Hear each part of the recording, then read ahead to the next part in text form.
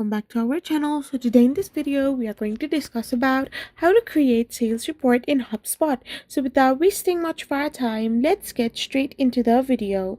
So if you want to create sales report in HubSpot, then you can simply go to HubSpot. Once you're in your HubSpot, you can simply use the pre-built sales report option. You can use the pre-built template for the report library or by building custom reports from scratch. So HubSpot basically provides a library of standard sales report that you can add to your dashboard. You need to navigate to the report section, create a report, and select from the templates. You can filter for a sale and select a particular report as well. The customization is completely optional, and then you can simply hit the save button.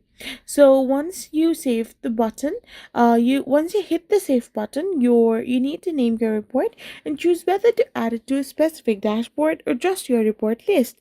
So this is how you can simply do it. I hope you found this video helpful. So don't forget to hit that subscribe button and do give us a thumbs up. We will be back again with more informative videos. Thank you for watching.